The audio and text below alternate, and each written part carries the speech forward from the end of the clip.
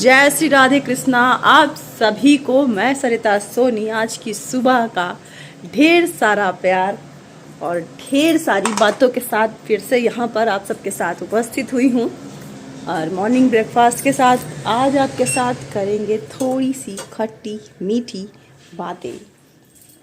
उन बातों में बहुत कुछ है क्योंकि मैंने ऐसा कहीं सुना है, लोग बोलते हैं कि जब आप सुबह मॉर्निंग में उठते हैं तो आपका जो एक दिमाग होता है वो बहुत एक्टिव होता है। तो वो क्यों पूर्वज लोग बोलते नहीं है कि सुबह जल्दी उठकर पढ़ना चाहिए क्योंकि उससे सब बहुत अच्छे से लर्न होता है, बहुत अच्छी सी जो कुछ भी आप याद करते हैं वो याद हो जाता है। पुराने लोग कहते हैं, तो कई लोगों को ये बात तो पता भी होगी। आज बनाया है चिल्ला और चाय है ब्रेकफास्ट में। तो जिसे जिसे खाना है भाई, दो ग्लास में है। 2 ग्लास भी इसलिए लेती हूँ कि एक में ठंडा करती हूँ, एक में पीती हूँ। मैं बहुत गर्म नहीं खा भी पाती। खैर, ये रही मॉर्निंग की कुछ बातें और ठाकुर जी की भक्ति के साथ जीवन बिताते हुए कुछ अनुभव मुझे मिलते रहते हैं। जस्ट एक बात अभी आज फिर मैंने दिमाग में रखी है और कितने लोग उस बात से सहमत हैं, इस बारे में भी आप सबसे बात करूँगी। चलिए ब्रेकफास्ट करते जाते हैं क्योंकि ठंडा हो जाएगा तो मज़ा नहीं आएगा खाने में। यह है सत्तू का चिल्ला। मैंने पहली बार ट्राई किया है और ट्राई भी नहीं किया है।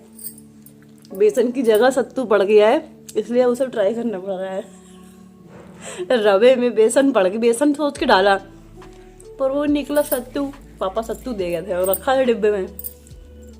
अच्छे से महका मैंने, लेकिन तब भी मुझे लगा बेसन है, लेकिन वो रहा सत्तू। सत्तू भी अच्छा होता है ना, फायदेमंद, तो खा लेते हैं। अच्छा है, बुरा नहीं है, टेस्ट है, क्रंची बना हुआ है। तो ट्राई कीजिएगा आप सब भी कभी रवे में सत्तू डाल के और गोभी का हल्का सा इसके साथ मिर्च, हरी धनिया, नमक और राई से तड़का लगाइए और फिर चिल्ला फैलाइए तवे में। अच्छा टेस्ट आया है। एक बात मेरे मन में आई, क्यों हम लोग इतना क्यों सोचते हैं कि हर चीज को इतना भविष्य के लिए बना के चलें। और कई बार ये भी सोचती हूँ जैसे कि दुनिया में बहुत सारे तनाव रहते हैं। आज जस्ट एक बात मेरे दिमाग में आई, सुबह अभी हीट किया, मैं शादी में गई, मैंने देखा जो मेरे साथ वाले थे उनके चेहरे में यहाँ झुर्रियाँ आ गई हैं। मैं मुझसे थोड़ा बड़े हैं, अब मैं उनका नाम नहीं लूंगी क्योंकि किसी को बूढ़ा कहना अच्छी बात तो होती नहीं है ना, बुरा मान जाएंगे आप लोग। मतलब जो प्यार से देख रहा है मुझे, वो भी कहेंगे मुझे बूढ़ा कह रहे हो। नहीं, बूढ़ा नहीं कहेंगे। मैंने शादी में देखा जो मेरे साथ मेरे आसपास रहते थे उनके चेहरे में कभी बहुत चमक हुआ करती थी। एक ऐसी चमक जो तेज की तरीके होती थी, स्किन ग्लो करती थी। और हम आपस में बात करते थे कि यार जब हम लोग बूढ़े हो जाएंगे ना, कहेंगे अरे यार देखो वो आ गई फलाने, पड़ी हैं। और इस बात को आपस में साझा करते कि जब हम बूढ़े हो जाएंगे तो कैसा होगा, ऐसा होगा, वैसा होगा। मैंने आज महसूस किया, सडन मुझे ऐसा लगा कि जो मुझसे 2-4 साल 5 साल बड़े हैं वो बूढ़े दिखने लगे हैं आज की डेट में। उनकी स्किन का वो ग्लो चला गया है, चेहरे में झुर्रियां दिखने लगी हैं। तो जीवन, मतलब मुझे सडन ऐसा महसूस किया यार जीवन बहुत छोटा है सरिता। हम लोग बोलते हैं जिंदगी बहुत बड़ी है यार, अबे बहुत सारी जिंदगी है, यही खत्म नहीं है। लेकिन आज मुझे महसूस हुआ जिंदगी बहुत छोटी है। जो अच्छा काम करना है ना वो जल्दी जल्दी करो। तो फिर मैंने आपस में अपने मन में सोचा कि जो बड़े आदमी होते हैं इनका बहुत सारा पैसा होता है, शान शौकत होती है, लग्जरियस लाइफ जीते हैं, ढेर सारा पैसा, उन्हें सोचना है उस पैसे को कहाँ इन्वेस्ट करें, कैसे इसको नंबर 2 से नंबर 1 में बनाएं, वरना इनकम टैक्स से छूट कैसे मिलेगी। बहुत सारी बातें। मैं दिन रात उनका भी सिरदर्द तो होता ही है। तो मेरी विमल से बात हुई, विमल ने कहा नहीं उनके पास भी वो बड़ी अच्छी जिंदगी जीते होंगे, उनके पास तो पैसा होता है। मैंने कहा कैसे अच्छी जिंदगी, कैसे, चलो मान लिया है लग्जरियस लाइफ जी सकते हैं, मान भी ले, लेकिन उस लग्जीरियस लाइफ में भी आत्मिक रिश्ते तो खो जाते हैं ना, क्योंकि जब बात आती है लग्जीरियस जिंदगी जीने की, लग्जीरियस लाइफ जीने की, तो लोग मनमानी स्वतंत्रता अपनी जीते हैं। मतलब किसी के साथ मिलना, किसी के साथ उठना, बैठना, सोना, खाना। तब क्या अंतरात्मा से कभी ये महसूस नहीं होता कि कोई एक ऐसा अपना हो जो मेरी एक आवाज मेरे पास आए? तो कहने के लिए तो वो बहुत बड़े आदमी, बहुत पैसे वाले हैं, लेकिन अंतरात्मा तो उनकी भी कुड़ती होगी ना, क्योंकि उनके पास कहने के लिए सिर्फ है पति, पत्नी, बच्चे सब है, लेकिन सबसे ज्यादा कुंठित वही होते हैं। उन्हें बहुत टेंशन होती होगी, बहुत ज्यादा। ये बात मुझे महसूस हुई अंदर से कि संघर्ष सिर्फ मिडिल क्लास का नहीं है, संघर्ष हर क्लास का है। सबके पास तनाव है। मुझे ऐसा लगता है कि जब मैं सोचती हूँ जिंदगी में पैसा उतना ही होना चाहिए जिससे सिर्फ रोजी रोटी चल सके, बच्चों की जिंदगी थोड़ी सी सेफ हो सके, कभी दूसरे के आगे ऐसे हाथ न फैलाना पड़े, और बीमारी आजारी में कम से कम एक दवा के लिए या इतना धन तो होना चाहिए। और जरूरत पड़े, जैसे आज मेरा मन है कि मुझे वृंदावन जाना है, कौन सा हमें ऑस्ट्रेलिया घूमना है भाई, ऑल इंडिया घूमने की भी चाहत नहीं है सरिता की, सिर्फ वृंदावन, वो भी घूमना नहीं, वो मेरी आत्मा है, मेरा दिल है वृंदावन। तो बस मैं वहां तक की अपनी दौड़ चाहती हूँ। जैसे कहावत है, पुराने लोग बोलते हैं मुल्ले की दौड़ मस्जिद तक। खैर, मेरी कहावत में मैं जानती हूँ मेरी दौड़ सिर्फ वृंदावन तक है। मैं वृंदावन के अलावा कुछ देखना ही नहीं चाहती, इतना ही धन चाहती हूँ जिससे मैं वृंदावन पहुंच सकूं। और वो बताऊं क्यों? पूछो। वो इसलिए कि जिंदगी में इतनी होड़ में, एक दूसरे को पीछे हराने में, एक दूसरे के साथ शो ऑफ में, गोवा के बीच में बैठ करके वहां ड्रिंक कर रहे हैं, दुनिया भर के नयन सुख ले रहे हैं। अरे इन नयनों को अगर असली मायने में सुख देना है तो मुझे लगता है मैं वृंदावन में बहुत अच्छा सुख महसूस करती हूँ। एक ऐसा सुख जहाँ जैसे ही मैं एंटर करती हूँ वृंदावन मंदिर के अंदर, बाके बिहारी जी की मूर्ति दिखती, ये मोटे मोटे ऐसे मोटे मोटे उनकी आंखें, इतना गजब का सुख रहता है, मतलब क्या कहूँ, वो कहीं दिखता ही नहीं। और जैसे ही मंदिर के अंदर एंटर करो, एक तेज का जयकारा, बोल वृंदावन बिहारी लाल की जय। और वहां इतनी भीड़ होती है कि लोग बस जल्दी जल्दी भागो। मैं क्या करती हूँ, इस बार से मैंने सीखा, मैं वृंदावन के कोने में एक खंबा है, मतलब हॉल के अंदर, और हाइट में बहुत पीछे आओ, मैं पीछे खड़ी हो जाती हूँ उस खंबे के टेक में। वहां से मतलब बिहारी जी इतने साफ दिखते, किस कलर का ड्रेस पहना है, किस कलर का क्या पहना है, सब दिखता है। मैंने जो सुख उनको देखने में महसूस किया वो मुझे कहीं घूमने ने नजर नहीं आया, कहीं भी नहीं नजर आया। बहुत आंतरिक सुख, मतलब जो मैं इन सेवा भाव में महसूस करती हूँ ना, जो मैं बिहारी जी को देखने में भी महसूस करती हूँ, तो मुझे ऐसा लगता है कि ये कृपा भी सबके ऊपर शायद बिहारी जी नहीं करते। और ये सोचने समझने की जो क्षमता है कि सिर्फ वृंदावन तक, या सिर्फ अयोध्या तक, सिर्फ बालाजी तक, सिर्फ हरिद्वार तक, सिर्फ काशी तक, सिर्फ उज्जैन तक घूम करके ही हमारा आत्मा खुश हो जाए, ये सोच हर एक मनुष्य की नहीं होती। ये सिर्फ उसी की होती है जिस पर जगत के पालनहार की कृपा होती है। कहने का तात्पर्य समझ रहे हैं आप? मैं यही कहना चाहती हूँ कि वो कृपा मुझ पर है।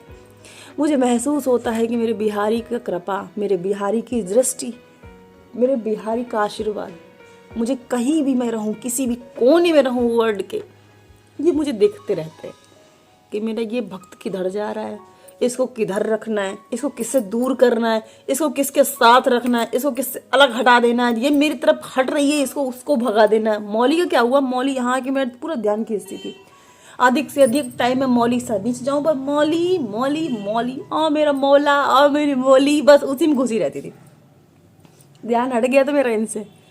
इन्होंने कहा अच्छा बेटा, बहुत ज़्यादा तुम भाग रही हो। मौली को ऐसा उपद्रवी बनाया इन्होंने, इतना उपद्रवी बनाया, और मेरा मन अपने आप तुरंत यही दिमाग रख रहा था कि छोटी सी जगह है, यहाँ वो न खेल पाती है न कुछ कर पाती है, हर चीज़ तोड़ फोड़ मचाती है, इसको हटा दो भैया। और फिर ऐसा कुछ होता है कि जब मैं दुविधा में होती, चूँकि मौली मेरी बहुत कनेक्टेड जीव था मेरे लिए, इंसानों से ज़्यादा हो गया था वो। अब सोचिए जब भगवान ही छूट रहे थे, भगवान पर्ची डाला, भगवान अब अक्सर ऐसा होता है कि जब मैं जो अंतरात्मा से महसूस कर रही होती हूँ वही पर्ची में निकाल देते हैं। मैं चाहती थी कि वो दिल से यहाँ से हट जाए, क्योंकि सारा बर्डन सिर्फ और सिर्फ मेरे ऊपर था, बहुत सारी जिम्मेदारियाँ। हाथ की पर्ची निकली, हटा दिया, मतलब यही नहीं चाहते थे, इनका मन था हटाओ, मतलब तुम बहुत बड़ी वाली हो तो हमसे हट के फिर कहीं जा रही हो। तो जो ये चाहते हैं वही होता है, और इनकी दृष्टि मुझ पर पूरी तरीके से है।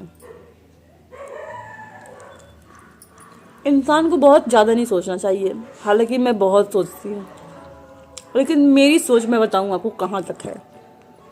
मेरी सोच इस जीवन के लिए बिल्कुल नहीं है। मेरी सोच इस जिंदगी से हट के अगले जीवन तक की है, मेरी यात्रा।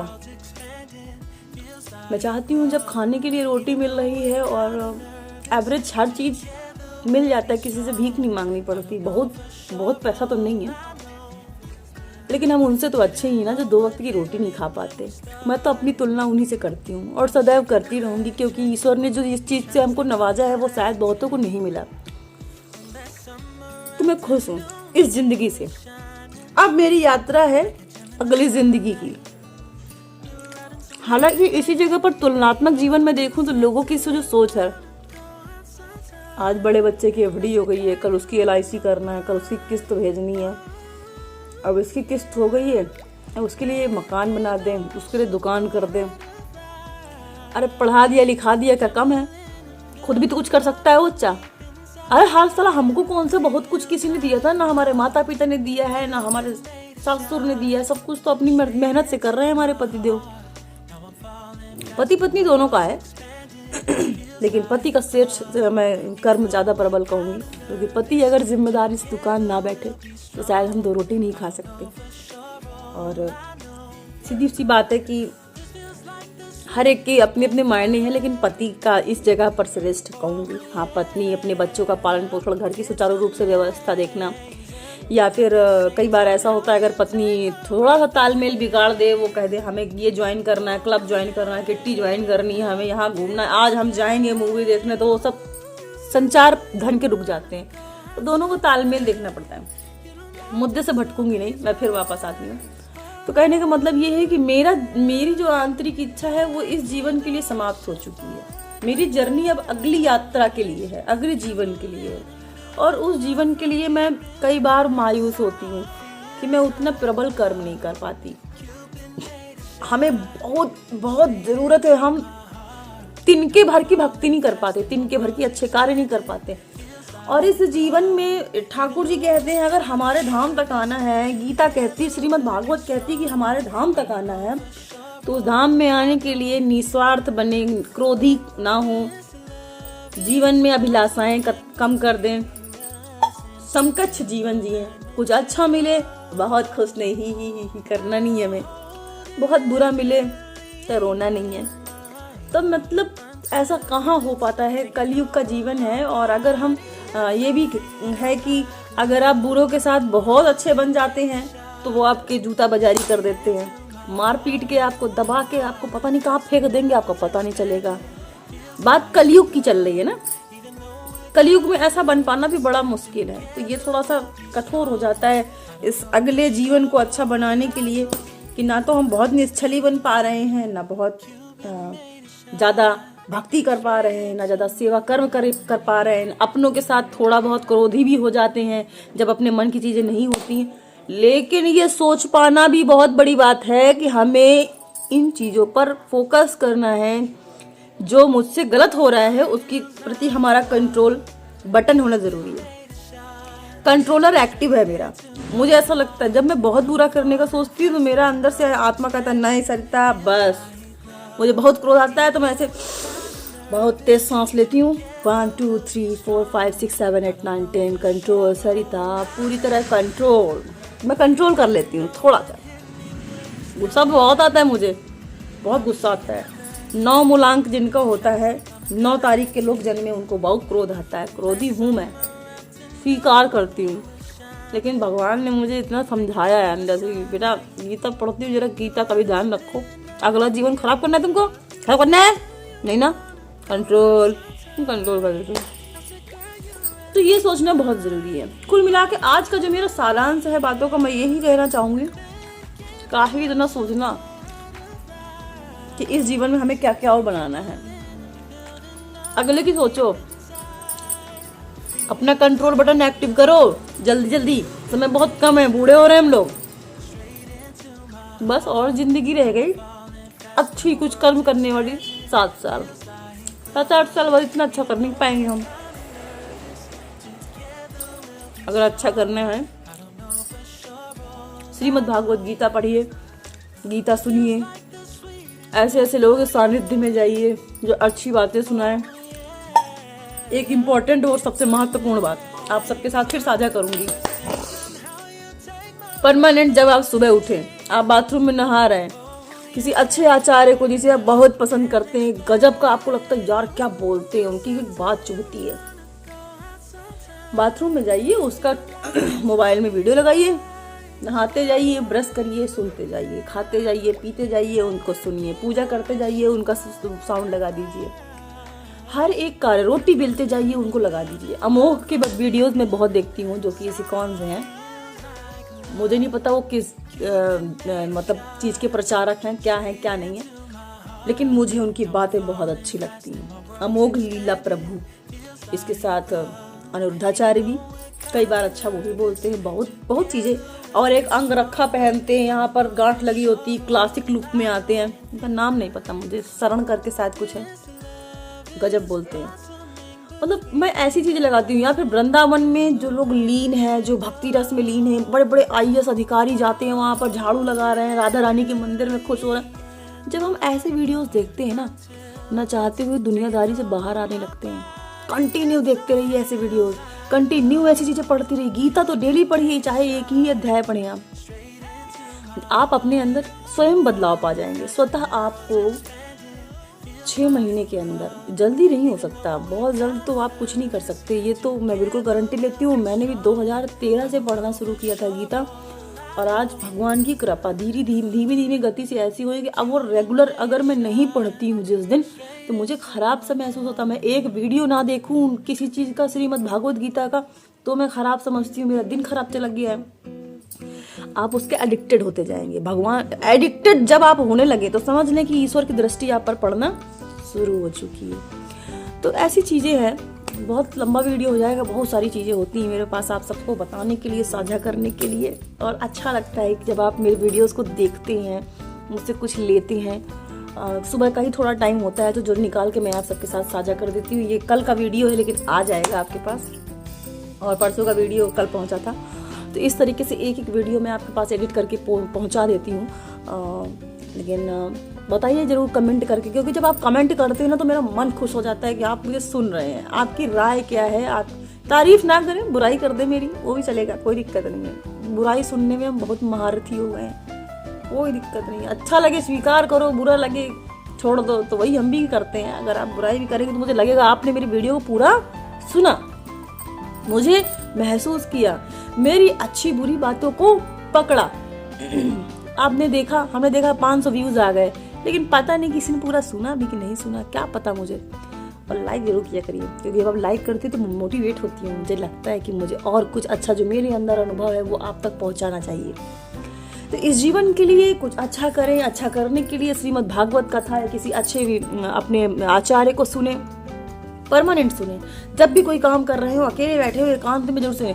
कोशिश करें अधिक से अधिक एकांत में रहें, सेवा भाव भी करें, अलग एकांत में करें, भीड़ में मत जाएं, भीड़ से बचें, भीड़ वाले कार्य मत करें। मुझे भीड़ के कार्य बिल्कुल पसंद नहीं, जहाँ भीड़ भाग रही है वहाँ बिल्कुल नहीं भागना है। मैं ये नहीं कह रही परिवार छोड़ दीजिए, अब आप गलत मतलब में निकाल लीजिएगा, क्योंकि आजकल इंसान गलत मतलब बहुत जल्दी निकालता है। परिवार में रहिए, परिवार की भीड़ भाड़ सबको अच्छी लगती है, वो बात अलग है। दुर्भाग्यवश मुझे नहीं मिला, मेरे को एकांत ही मिल गया, लेकिन मैं जो चाहती थी वो नहीं मिला। यही होता है, जब आप जो चाहेंगे वो आपको कतई भगवान नहीं देंगे। क्यों? आप उसके एडिक्टेड हो जाएंगे, फिर भगवान का ध्यान कैसे करेंगे, है ना। इसको कहते हैं हर चीज में पॉजिटिव रहना। तो हम पॉजिटिव रहने का पूरा प्रयास करते हैं। आप किस तरह से पॉजिटिव रहते हैं जरूर साझा करिएगा। मिलती हूँ नेक्स्ट वीडियो में। भाई हमारा चिल्ला खराब हो गया, अब हम खा लें। पूरा चिल्ले खराब सत्यानाशी हो गई। चलो भाई, तो जय श्री राधे कृष्णा। और जीवन में क्या क्या नया आप करते हैं, आप भी वीडियो बनाएं, मुझे साझा करें, कमेंट में बताएं, कमेंट बॉक्स में कि आप क्या क्या करते हैं। मुझे प्रेरणा मिलती है, मैं प्रेरणा का स्रोत बनना भी चाहती हूँ और लोगों को प्रेरणा बनाना भी चाहती हूँ। ये मेरा लक्ष्य है। इस जीवन में आके अगर कुछ अच्छे कार्य न किए, ना किसी से लिए, तो मनुष्य होने को बेकार है। कीड़ा मकोड़ा बन जाते, मकड़ी बन जाते, जाला ही बनाते, है ना। और क्या मतलब क्या है, अगर सारे जीव में सबसे प्रबल योनि अगर किसी की है तो वो सिर्फ मनुष्य की है। मनुष्य सोच सकता है, समझ सकता है, फील कर सकता है, रो सकता है, जता सकता है, बता सकता है, अपने दुख को सबसे साझा कर सकता है। मनुष्य योनि से बड़ी प्रबल कोई योनि नहीं है। लेकिन हम पूरी जिंदगी सिर्फ और सिर्फ इस जीवन को, मनुष्य के शरीर को, इसका नोच लो, उसका खा लो, उसका पी लो, इसका घसीट लो, उसको नीचे गिरा दो। वो ऊपर जा रहा है तो उसको घसीट के नीचे गिराओ, वो अच्छा कर रहा है तो उसकी निंदा करो। अच्छा मैंने 50 लाख का बंगला लिया है, अब तो हम ऑडी ले आएंगे, अब हम बाइक ले आएंगे, अब हम ये ले आएंगे। वो कल ही तो हम गए थे मार्केट, वहाँ हमने 4 लाख की बाइक लाई। और ये हमारे बच्चे तो ये सब कुछ समझते ही नहीं है। क्या बताएं, हमारे बच्चे को तो मन ही नहीं भरता। आप कह रहे हैं पापा हम 2 करोड़ का बंगला लेंगे, वो सॉरी फ्लैट लेंगे। बंगले से मेरा मन भर गया, अब हम फ्लैट में जाना चाहते हैं। क्यों भाई? इसलिए ना पापा, अब मैं शादी हो चुकी, थोड़ा सा प्राइवेसी चाहता हूँ। ले लो जाके प्राइवेसी भाई, रहो जाके एकांत, वो खुशी बहुत अच्छी होती है। ये है मनुष्य योनि का सच्चाई। मनुष्य हो करके मनुष्यता नहीं दिखा पाता। हम लोग मनुष्य हैं नहीं, सच बताएं। हम चाहते ही नहीं कि हम अच्छा सुख भोगें, अच्छा जीवन जिए। हम चाहते ही नहीं है कि अच्छी चीजों को सीखें, अच्छे कर्म करें। जबकि गीता में, हर शास्त्र में बार बार बताया जाता है 84 लाख योनि भुगतने के बाद मनुष्य का जन्म मिलता है, और जन्म को हम बिल्कुल बेढंगे तरीके से जी के खराब कर डालते हैं। अगला जो जन्म है वो नाली का कीड़ा बनने का पूरा भरपूर सार्थक प्रयास लगा है, साला नाली कीड़ा ही बनेंगे। अरे क्या फर्क पड़ता है, अगला कौन देख के आया। लोग यही बोलते हैं, अक्सर हमने देखा, अरे भाड़ में जाए, क्या फर्क पड़ता है, हम नाली कीड़ा बन लेंगे। काम वही करेंगे जिसमें हमें आनंद आए, जिसमें शरीर सुख भोगे, काम वही करेंगे। उनकी अंतरात्मा मर चुकी है। भगवान तो ऐसे लोग अगर आपसे बात कर रहे हो, समझ लो भगवान की कृपा नहीं है उन पर, भगवान की दृष्टि, भगवान का तो मरो साल हो जाओ, घुसो नाली कीड़ा ही बनो, तुम इधर आओ भी मत। जब अगर ऐसे लोगों के सामने पड़े, उनके सामने कभी अपनी अच्छी बातों को प्रकट ना करें। अपने आप को वहीं पे खोलें जहां आपको सुनने वाला व्यक्ति हो।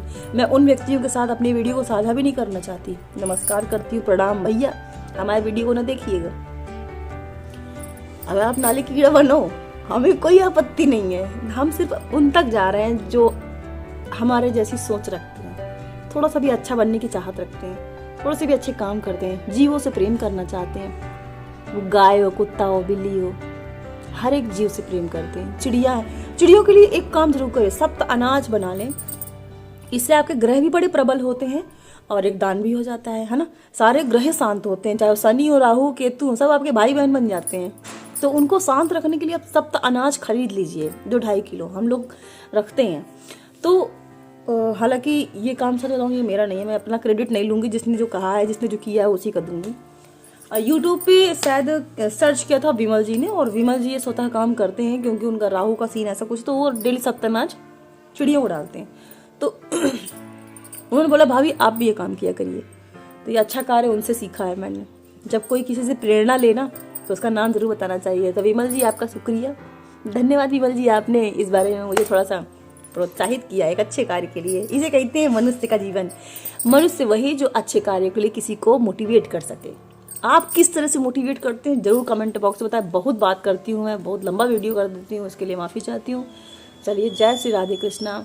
मिलते हैं नेक्स्ट वीडियो में, नेक्स्ट ब्लॉग में। आप सबको सरिता सोनी की वीडियोस कैसे लगती हैं, कैसी बातें होती हैं। बुराई भी कर दिए भैया, हमें कोई दिक्कत नहीं, उन्हें पहले ही कह दिया आप बुराई करिए कमेंट बॉक्स में, हम डिलीट कर देंगे, हमें क्या फ़र्क पड़ता है। अच्छे होंगे तो रख लेंगे। माफ़ी चाहती हूँ, सब मजाक की बातें, हंसना भी ज़रूरी है। लेकिन अपने जीवन को सार्थक बनाने के लिए कुछ अच्छे कार्य ज़रूर करिए और ठाकुर जी की भक्ति अवश्य करें। जय श्री राधे कृष्णा। बाय।